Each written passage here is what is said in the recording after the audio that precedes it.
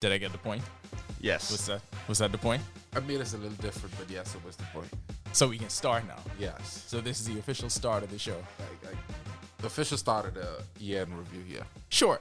Welcome to a special holiday edition of the Accredited here on Guardian Radio 96.9, powered by 10th year seniors. I'm Ronaldo Dorset, and I feel like Junkanoo fandom should be fluid. I'm Ricardo, and I'm still exhausted by what happened. I'm still confused. Given the fact that we have two Valley boys now, why didn't either of them win? Should you just wait until we get to the actual show? Go, John. I'm John Mark, and I don't know if I should consider now a winner or a loser since he was pacing for the Valley. All right. I don't know why this is such an important hot topic for him. But anyway, here we go. So this is the Accredited year-end review. Wait, Carter, you have a job that you were supposed to do, which you're not going to be able to do. I mean, I could do it. I don't remember all of them off the top of my head. You don't remember any of them. Unfortunately, this isn't a call-in day. Yeah. Exactly. But the text line could be open. I think it's 477-GR96. Yeah, we'll get back to you on next Saturday. God, all them people texting him for no reason.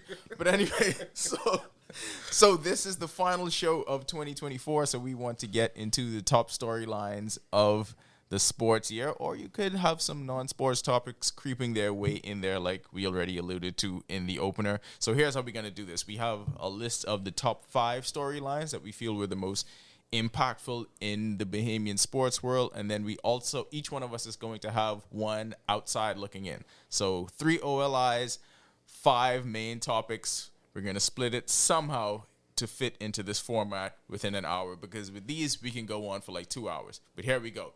We'll start with our outside looking in, so one that quite didn't make the top 5. I'm going to let John start us off. John's going to hit lead off today. R.I.P. Ricky Henderson. R.I.P. to a legend. So I should talk to about myself in the third person. You can. You should say, here's John Mark's outside looking in. Here's my outside. Here's John Mark's outside looking in. The outside looking in, for me, has to be the World Athletic World Relays coming back to the Bahamas. Even though that didn't crack the top 5, because I feel like there are way more important stories, it just shows the resilience of the Bahamian people to be able to get a stadium done in time. I feel like he set it up so perfectly to get to that. It looks like it could be ready, so I can't doubt him anymore. I was skeptical for a long time. Exactly. Shout out to Bombers Bowl.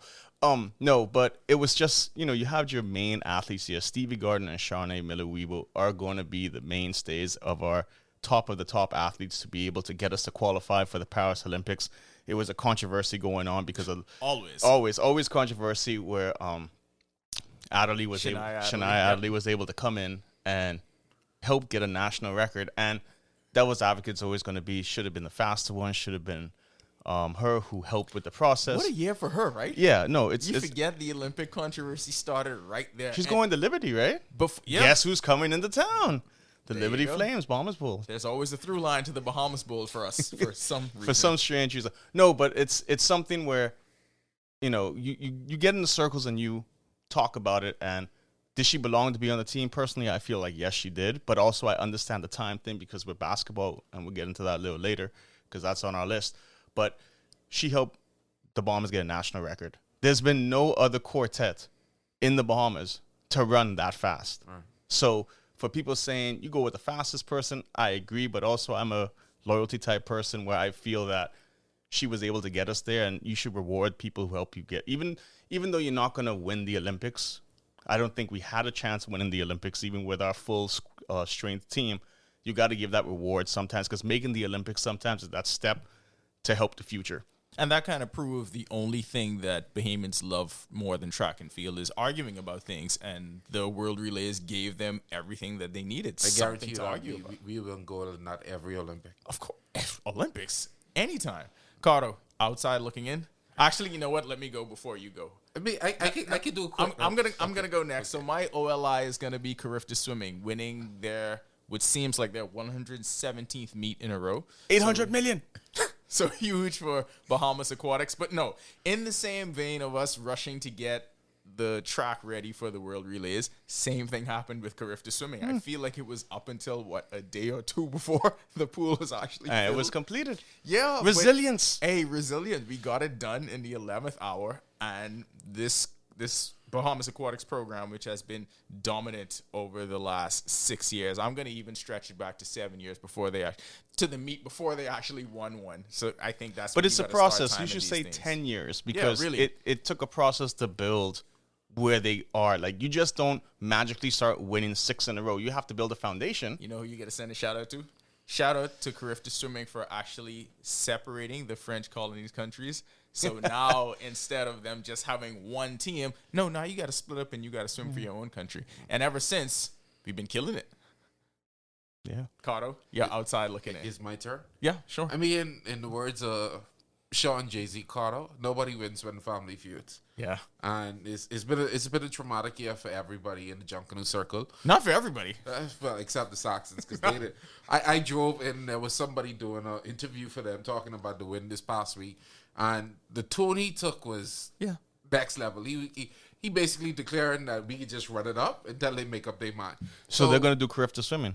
Basically, Pretty much. basically, What? I think right now they're sitting on 3 straight, and if they win on New Year's Day, it's going to be 4 straight. If it's cute.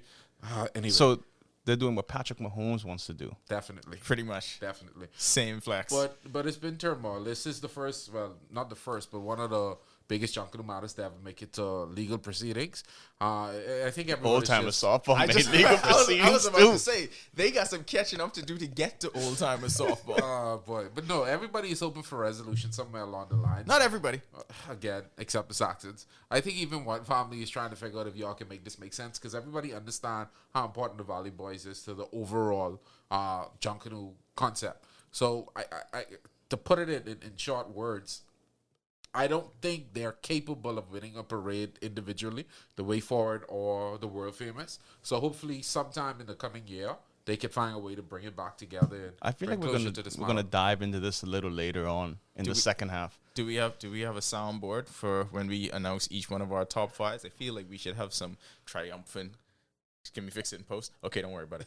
All right, so now let's get to our top 5. These are our top 5 storylines. These are the most important storylines to Bahamian sports for the year 2024. Let's get started at number 5, and we call this the leaders of the new school. So in 2 of our most popular sports, 2 of our fastest rising stars, you got Sebastian Walcott in baseball, VJ Edgecombe in basketball. These are 2 superstars. We are hearing their names a lot. We heard it a lot in 2024, but that is just the tip of the iceberg. VJ Edgecombe set to be a lottery pick within the next few months if all goes well. Sebastian Walcott became the youngest Bahamian player ever to advance to the AA level in baseball, and at just, 18, 19 years old. Sky's the limit. The Rangers expect him to break through to the majors in very short order, and very important to note, he's a Scott Boras client, so we know what that means. Scott Barr's been Show on the me Nats the right money, now. Jerry Maguire Jr. Yeah. So what do we think about these 2 guys in the year that they have had? Let's start with you, Carter. No, from my standpoint, is all VJ. Predominantly speaking, the concept of what basketball means to the growth and development of the Bahamas from a youth perspective is huge, because this is I treat it like a gateway into opportunity. And I think as we watch these things develop and go on, we look at people like VJ and say, hey, there's hope for more persons to follow that pipeline. He's from the small island of Bimini, found a way to get into a showcase, and from there took off for him. So we look at that and say, hey, we have more opportunities like that. The sky's the limit for youth coming up in the Bahamas. I mean, I actually had the opportunity to go watch Sebas in Arizona in the spring training game, which to me is a milestone in its own, especially at that age, because you're with all the big leaguers. It's not like you're on the team. You're treated like a big leader. I know theoretically, maybe in the clubhouse it's a little different. You got to do the rookie duties or whatever. But when you come on the field, you're treated as if you should be there. Like, they're not making any excuses. They want to see you. They want to see you produce. So being able to see that in person was great. I know that luckily he got in when I was there, because the only thing I said is, man, if I drove all the way up here and he didn't play, it would have been kind of upsetting. But then the coaching staff put him in. He had a couple, should have had the game-winning run. I feel like if he would have slid a little sooner, he would have got in. But it's just crazy being able to see Sebas. Like, I didn't see Sebas like I saw VJ, who personally I felt he was going to be great. That very one, well documented. that's very well documented. But it's just seeing the youth come up and be able to do what they do. Like I said, I'm not in the baseball world like Niall's in the baseball world, so I really didn't see Sabas come up. And then I honestly can't evaluate baseball like I feel like I could evaluate basketball to a point. And it's just, but being able to see them pretty much at the highest point in their careers that they could be is just something special. And you just hope that it could turn over so more people will start supporting them when they're younger, as opposed to when they're all over ESPN, when they're all over U.S. News media outlets. We got to treat our own here like we are the ESPN and we are promoting them. Yeah, that's exactly what it should be. And I feel like these two names in particular are so special because the way the development and the feeder system is for their sports is a completely different process, right? Like in America, college basketball, you become a star right away. So once you get drafted or once you're a top pick, we expect to see... Once you're a 5-star. Yeah, we expect to see VJ on TV the next year in the NBA. And that's the way it turns out. We saw it happen with DA. We saw it happen with Buddy. You're a big star in college. We get a chance to watch you all the time. We're going to watch you in the NBA. With baseball, completely different. You have signing day, but you're not in the majors for the next few years. Best case scenario, they actually plan for you to get there 7 years down the line. So it's almost as if a lot of what Walcott has to do is done in the shadows, where if people are not connected to the baseball world, you don't know how important the things that he's doing, how important it is. But with VJ, it's in front of your face. I'm on Sports Center every night dunking on somebody. Yeah, because that's what's sexy. Dunking is sexy, whereas a base hit, a steal, people don't look at that as like, oh, home runs, sexy. Got to be like Shohei. Yeah.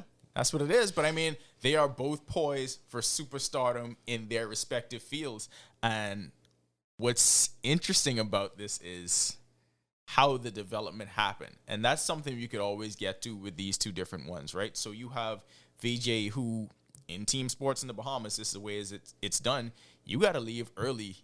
For basketball, leave early, get in the American system, get as much reps as you can against high-level competition, and that's the way it happens. And he lucked out because he left before COVID. Yeah. So it's one of those things where if you got stuck here during the COVID times, you lose 2 years of your basketball career just off the rip. And for Sabas, a part of International Elite Sports Academy, able to train here at home for the most part, but still doing the same thing that basketball players do, because baseball players have to leave, play against that competition, be seen, and then you're able to sign that contract. But there still feels like so much more we can do on our end in terms of development to make sure these stories are not anomalies, but are more of the norm. And shout out to Donnie Freeman, too. Let's not forget about that other young, talented player who is on draft boards as well. People may not have known about him, but hey, he's going to be another one as well to keep an eye out on. Oh, my bad. I thought we were trying to speed run through it, though. Yeah. No, we're not speeding. We got time. We are absolutely not speeding. We got a whole lot of time that we can get through this. We have time to elaborate on our ideas. That's why I was kind of, No, saying, that's fair. He was looking for someone to put the transition to. So Sebastian Walcott was in the shadows of the realm. But then some people make it big from the first signing class that we had, a.k.a. Jazz Chisholm. That was a great transition. John really had a great transition. I feel like he had that plot. He nailed it. But no, he is expected to be the next one. Like right now, everything in terms of the Bahamas and baseball related is Jazz Chisholm. But I feel like we've been saying this and we've been putting it out there as much as possible. No, you need to pay attention to this next one. You can do two things at once. You can walk and chew gum at the same time, because for as good as Jazz is, and he's an incredible all-star player, Sebastian Walcott Projected to be better than him. Turns into everything that he's projected to be. This is the one. But that's what you want. You want, and this is one thing I respect about Buddy. Buddy wants people to be better than him. Right. Like, he knows he's in the NBA. So you have players, and I know Jazz probably wants players to be better than him as well just because of the brand, but Jazz won't admit it because Jazz is a great player in his own aspect. Like, let's just be real, but you want players to be able to say, oh, no, yeah, the next one coming up is better than me. But and you put yourself at that pedestal where you are an all-star. I just feel like it's that for a lot of people coming from countries as small as we are, because you have this whole situation where you want everybody to buy into the hype and understand that there's not only more like you, but there's more creative, more dominant, more prolific people coming along this pipeline. So if you look at what started back when we had the whole push to the World Baseball Classic for the Great Britain team, all of that energy started from that point on, because then you have players starting like, yeah, we're playing for Great Britain now, but eventually we're gonna have the opportunity to put on that Bahamian flag, put on that Bahamian jersey, and represent our country, because we have really great players coming up. Speaking of representing the country, that is a great segue, because at number 4 on our list, it's got to be Bahamians in New York. We had an incredible run in New York over the last few months in MLB, of course, in the WNBA. So everything that happened in New York. I really thought you was going to talk about the Cass Christmas Eve concert.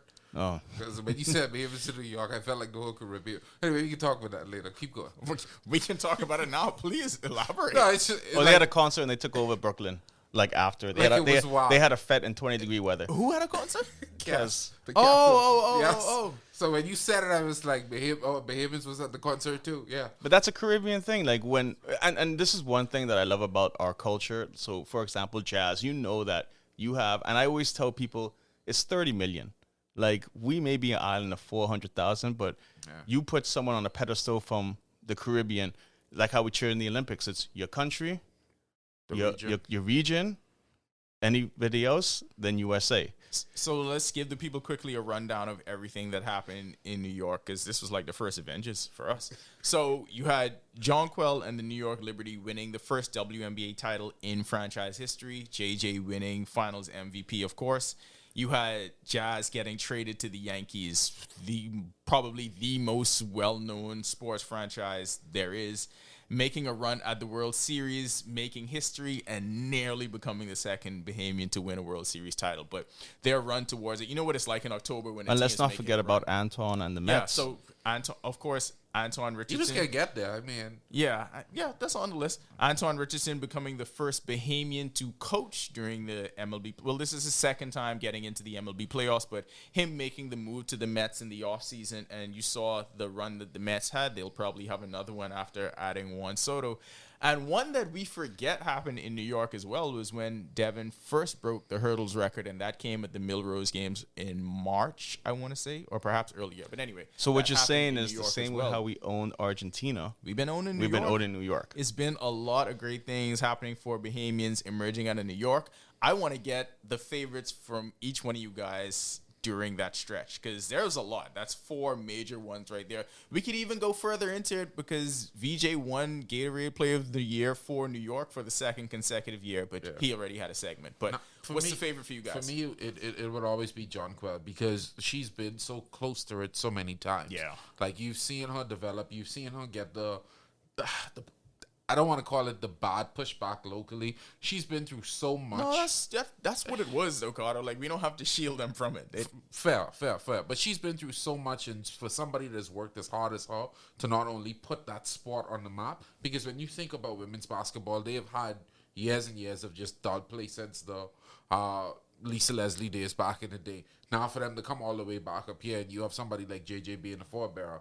I think she's a 2-time MVP, if I'm not mistaken. No. Season MVP. She's just won one time. One time, okay. I mean, one time's a lot. But still, now to come all the way back to win a championship in the biggest basketball market out there, especially when you look at the WNBA, it's a big deal.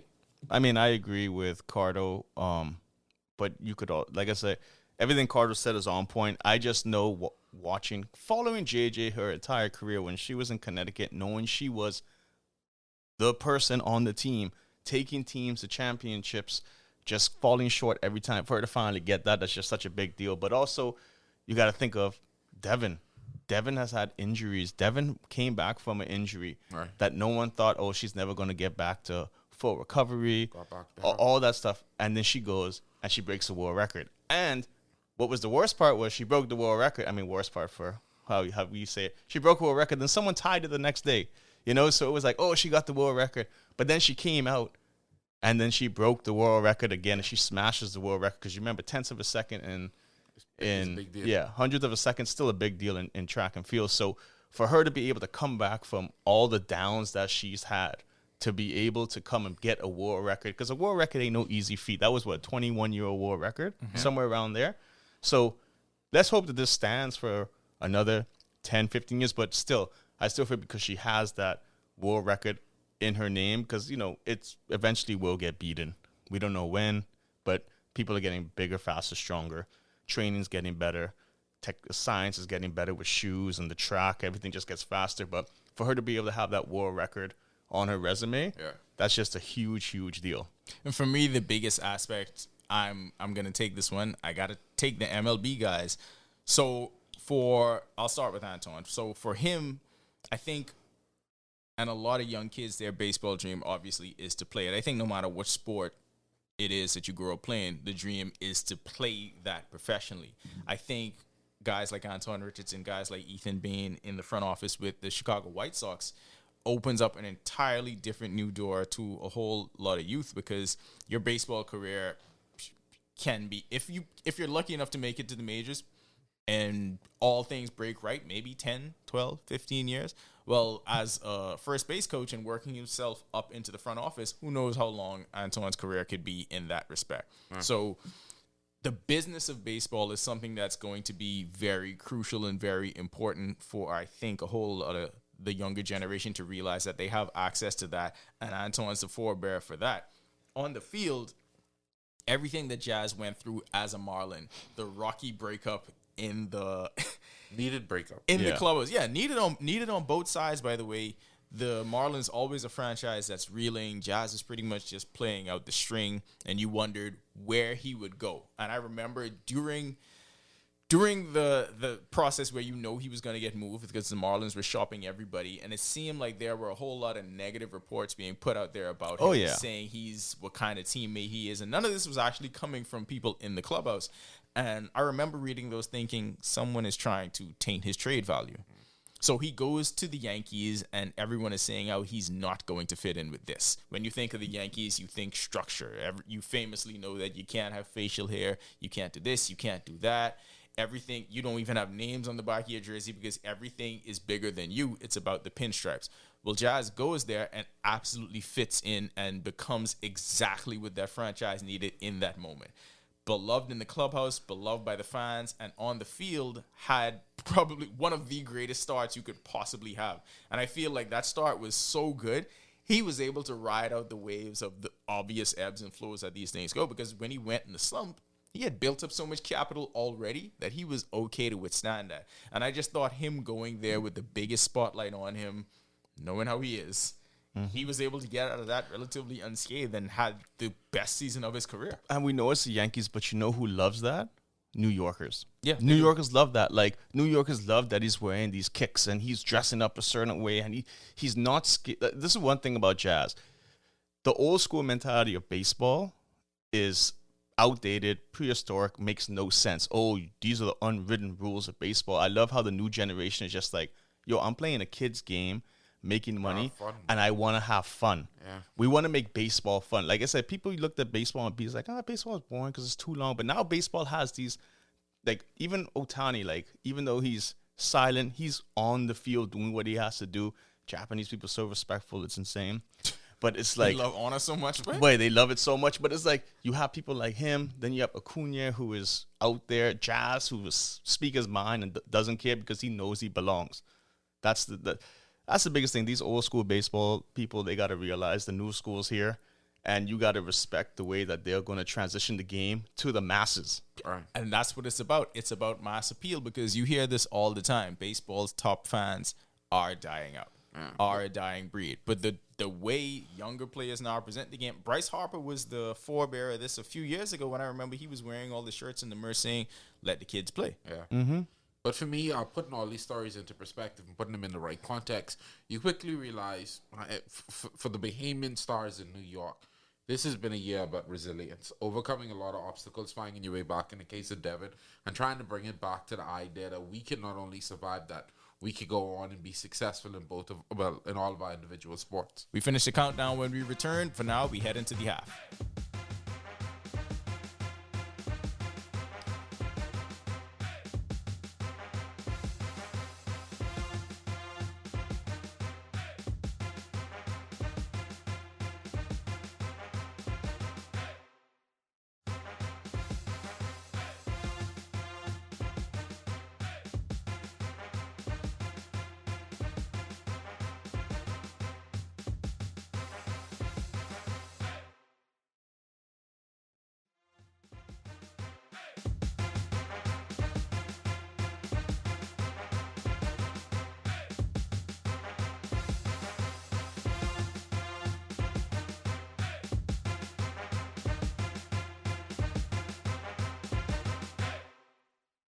Welcome back to the Accredited, powered by 10th year seniors here on Guardian Radio 96.9, and we are doing our year-end review.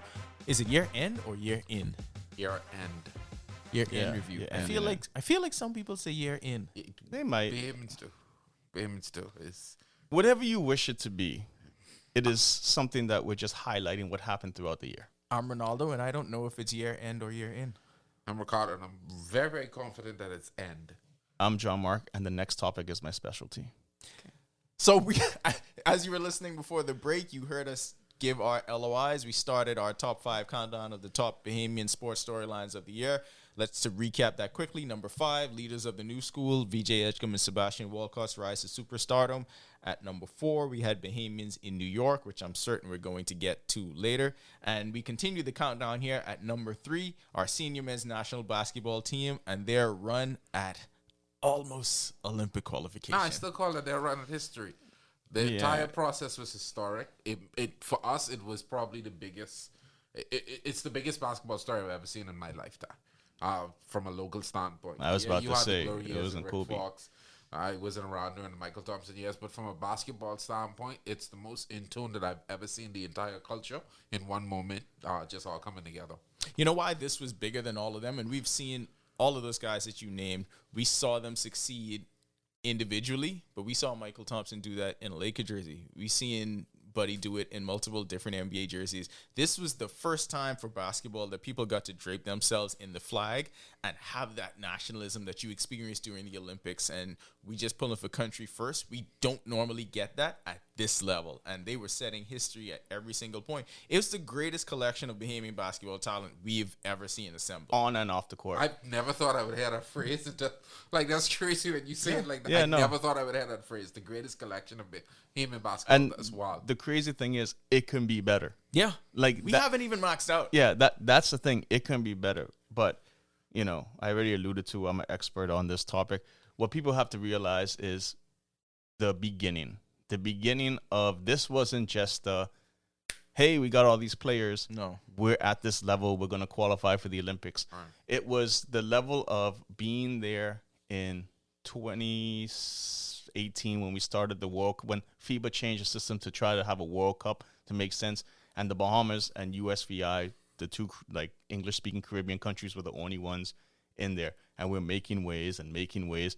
That year, we didn't qualify to the second round, so you had to go back to pre-qualifiers. So it's like you go into these little tournaments before you can hit the big stuff. And for me, 2019, when we played USVI and we played Dominican Republic, that changed the whole culture of, hey, our best player committed to the program. Yeah. That's what people don't realize. Buddy was the first one. I know Aiden played when he was 17 in Central Basket, and I feel like that also helped with him playing, now because he's already done it. Yeah. Buddy played in Central Basket before while he was in college. But it's now, you see, when you're in college and you're in high school, it's different to play than when you're in the NBA. You have a lot more to lose when you're in the NBA. So for him to come and say, you know what, I'm putting everything aside, I'm coming to play, we're going to make this run, we're going to make sure Team Bahamas is there. And then we beat Dominican Republic in Dominican Republic. And if you talk to Buddy, that'll be one of his most fun games that he's played in because the crowd was there. It's just a different level of atmosphere, right? So all of a sudden you're going through the process, we're going to these qualified tournaments. And then what people don't realize is FIBA looked at their qualification process to the Olympics and said, hey, we need to change something where we need to give the smaller countries a chance to be able to just have a real shot at making the Olympics. Because if you didn't make the World Cup usually, you're completely out. So they made this pre-Olympic qualifier where we went to Argentina, and then that's where DeAndre committed to play. That's where Eric came out and said, I want to play for the Bahamas.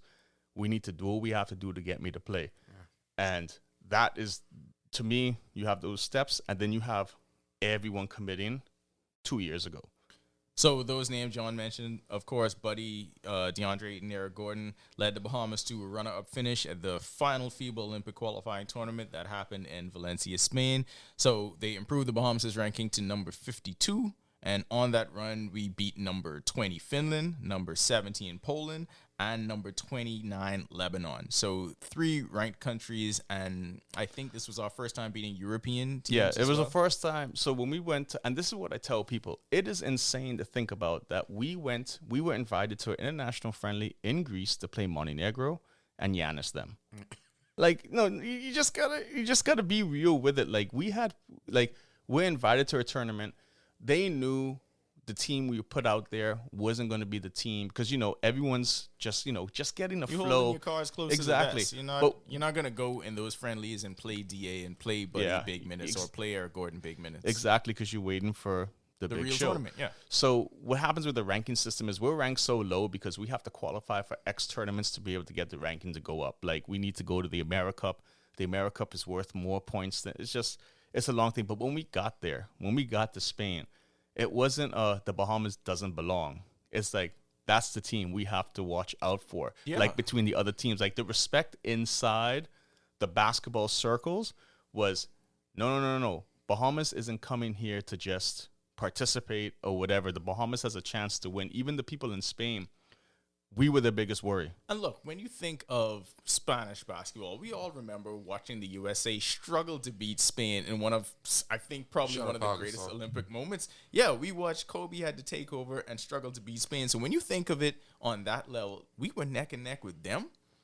We were 8 points a win from beating them to get to the Olympics. In their home country. We were 6'11" athletic NBA talent, power forward, 6'7" power forward too. Getting to the Olympics. Like, if we had that, if only we had another NBA talent that stands 6'11" and is uber athletic, maybe we would be in the Olympics, and this turns into an entirely different story. I like the fact that you left Akhtar off of that, because Mons Cruz is also, I can't call him by his real name, but he's also Oh, I wasn't even meaning him, but there it No, is. but we alluded to it earlier. We've never had our best team put together yet.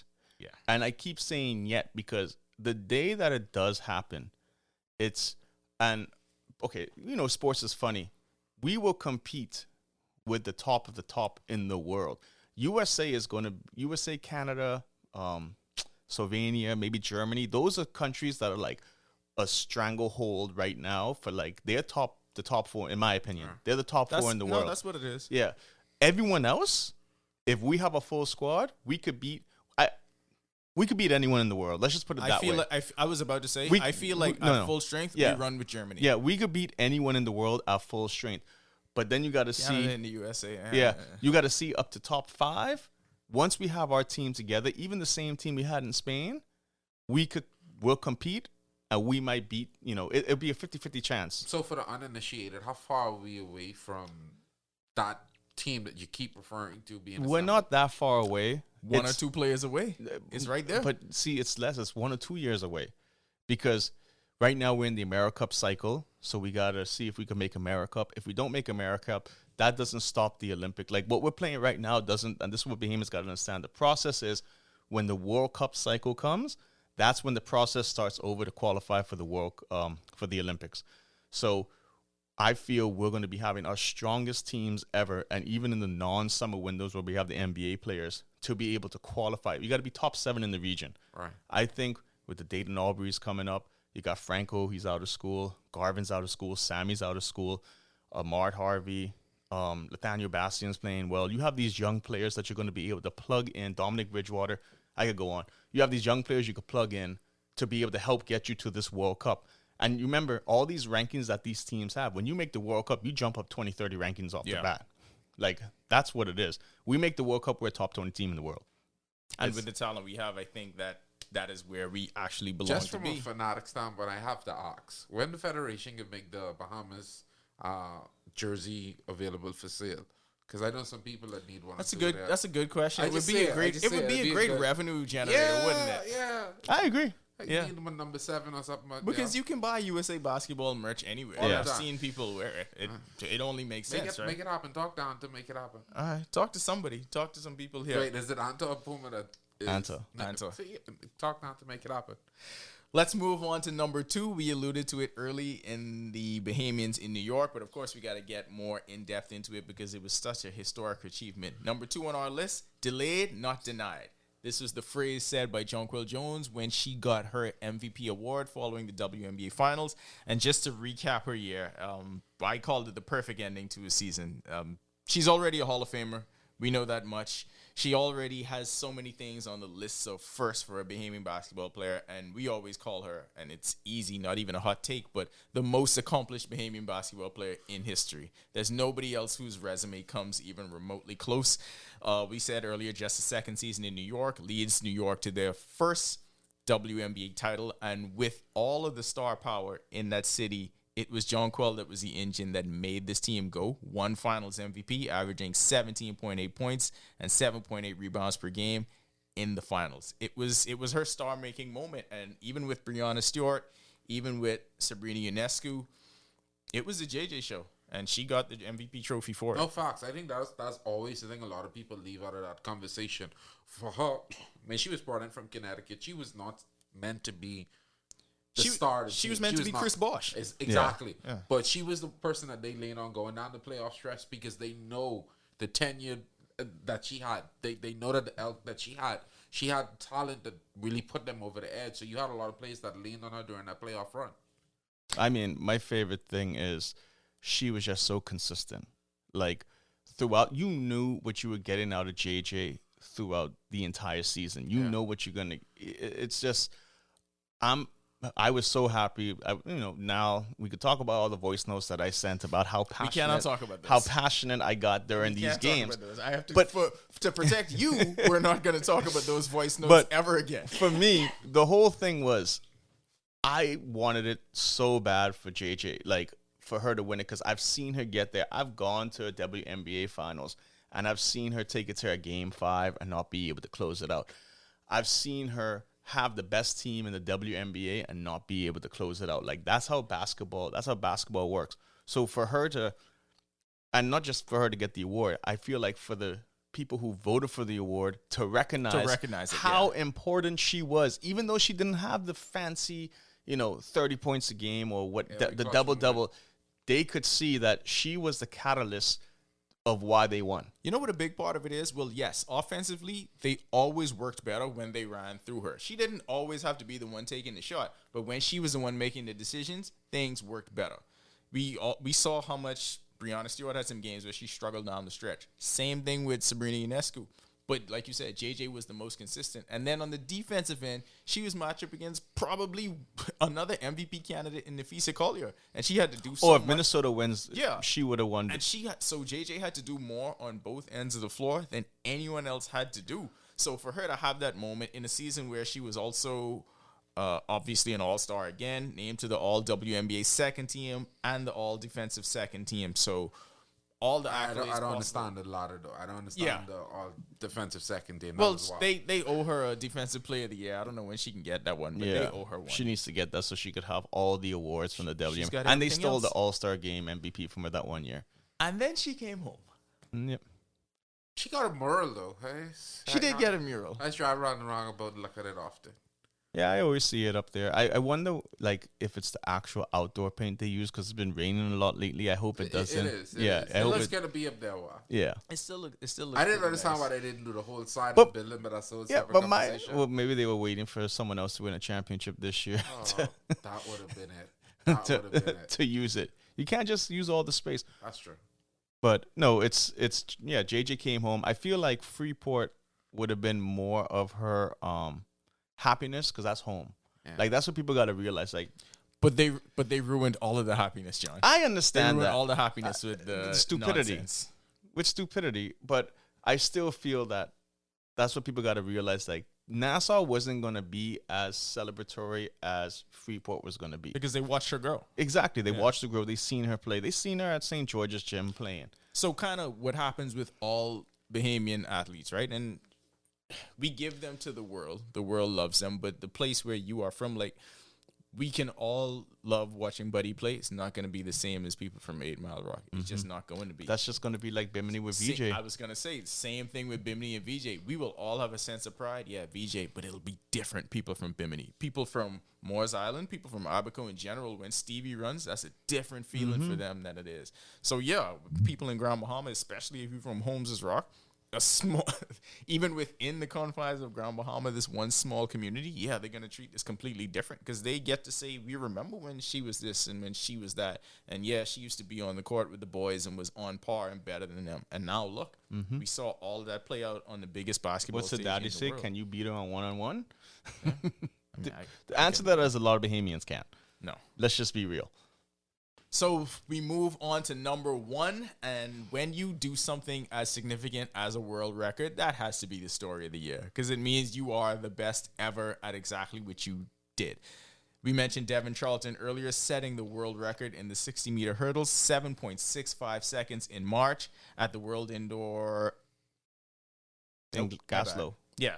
7.65 seconds she set in Glasgow, 60-meter hurdles world record holder. And like John said earlier, they've been going back and forth because the sprint hurdles, one of the most competitive fields there are in any sport. But what an incredible year for Devin. She set the tone for this from 2023, really. And she's been doing it for years since she came back from what was almost a career-ending back injury. Fought her way back. We mentioned that resilience earlier, and all of it came to fruition in 2024, setting the record twice. But now she stands alone at 7.65. What do we think about this year for Devin? I mean, Go ahead. yeah, my thing is when you said competitive fields, it seemed like the hurdles was the only event where everyone was just like, yeah, I'm gonna come, run.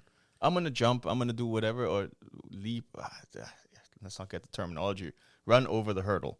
Let's put it that way. But it was always like, you look at ranking, top 10. It's not like some of these sprints where you're not getting the best of the best coming because it's like, the event isn't big enough or, my season just doesn't allow it. Like, this is my downtime before I go into the World Championships. But hurdles seems like you get the cream of the crop every single race. And for that to be able to, let's put it this way, you're 1 millisecond away from not even qualifying to the final. Like, that's how on your game you have to be. The focus that you have to be able to run that event with those type of women you're running against, you have to be on your A game always. Yeah, but no, for me, it's just her ability to just keep at it. We've seen her time from she was here at SAC. She's always been the quiet one in the back. But the last couple of years, it's just something in her. And I'll heed the term, you flip the switch. But something in her triggered, and she was like, I am good enough. I am capable of going on. Go ahead. She started training at the University of Kentucky. Oh, boy, here we go. She got that dog in her. So that's where the switch was flipped. With Debbie? I mean, I can only tell you the facts. Look, when we have an equation, how do they tell you how to solve it in math? You got to find what the variable is. And whatever that variable is probably the thing that changed the answer. That's all I'm saying. Fair point. But no, I just have to tip my hat just to see her show up. Constantly show up and find a way to say, hey, I could do more.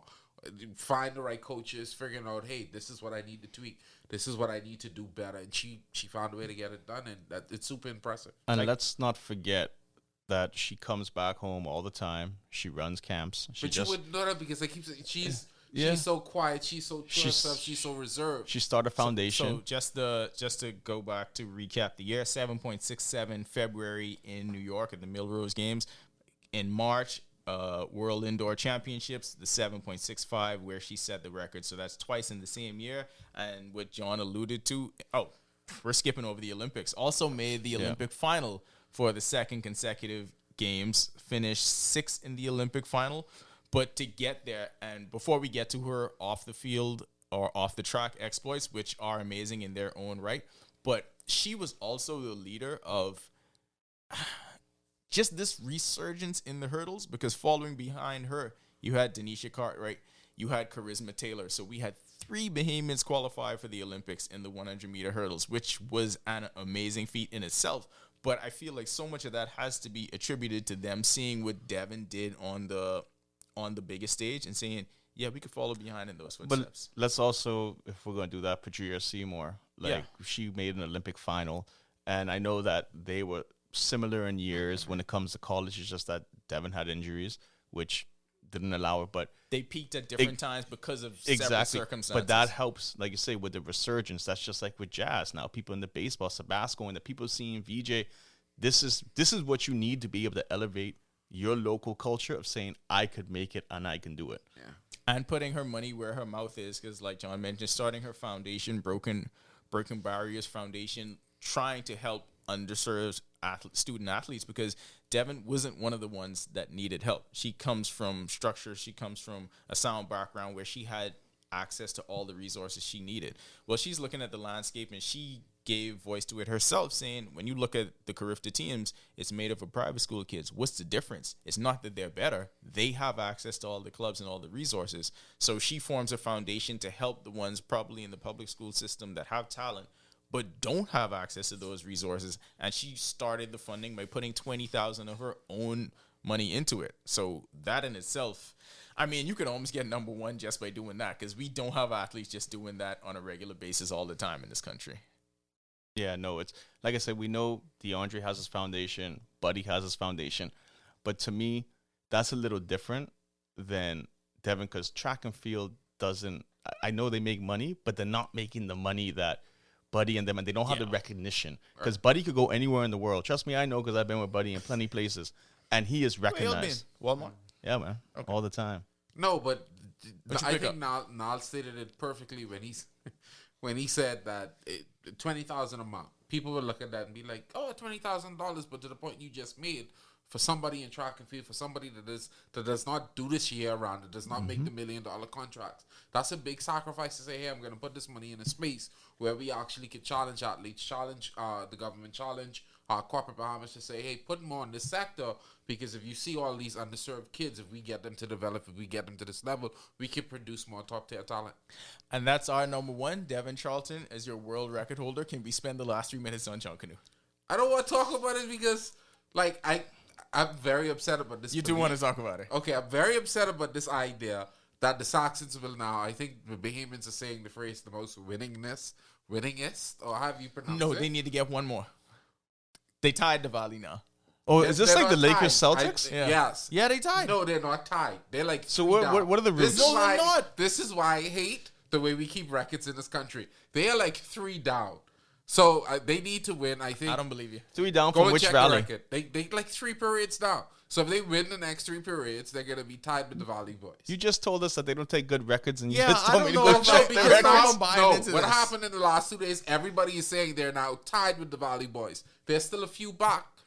If you talk to a real Jungle historian, somebody need to get Vola Francis on the line. He'll tell you Saxons are either 2 or 3 down. I think it's 3. When I was at the Tribune, I had to I'm gonna say 2. It's 3 down.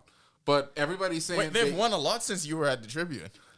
that is true. But They've one won family- at least 3 One since you were at family the- stuck in there and find a way to stem the tide. But think about it. Carter just gave himself away when he said he looked it up when he was at the Tribune. Saxons just won 3 in a row. Yeah, So but- if they were 3 No, down, they were then- 3 down there. What I'm saying is if you added what they've done in recent years, they would now be 3 down. Okay, fair enough. All right, so somebody please find Percy Vola Francis. So, okay, is this going to be like expansion teams where, because the Valley split, are people taking titles, or are they just going to claim all the Nah, titles? nah, This whoever claims the name claims the history, and that's where all of this is such a big deal. But because this is so strange because we've seen group splinter before, and it not hasn't like been this. like this. Not like this. Not like this. When you We had have never seen a group split And fight keep over the same- name. Yeah. no, Yeah. but see that's not But then even change core the issue. name, but keep the because when the Saxons split and you got the groups like One one family, family yeah, and all that, and it Genesis. wasn't so much so. It was like divisions in the group. So Yeah. if you look at what John Canoe is, you have people from different neighborhoods in the same area Yeah. that come together to form one big group. When one family split, it was like, yeah, all right, if y'all want to be up there on top of the hill and basically say y'all is the Saxons, by all means, we'll stay down here because they literally 2 blocks down from the Saxons, and we'll just do our own thing. But even the Valley had it happen before with Roots. The Roots, Prodigal Sons, all of these groups stem from there. That's why I said this was a bit different, because what it was like the senior command saying, hey, y'all just leading wrong. Let's do something different. And then the senior command saying, yeah, no, that would we interested in. All Look, right. I'll go back to I don't know if now could take this victory with the Saxons because he was right. pacing for There the we Valley go. Boys. Anyway, that'll do it. That was 2024. I was helping my nephew, still a Saxon at heart. This has been 10YS. We'll see y'all in 2025.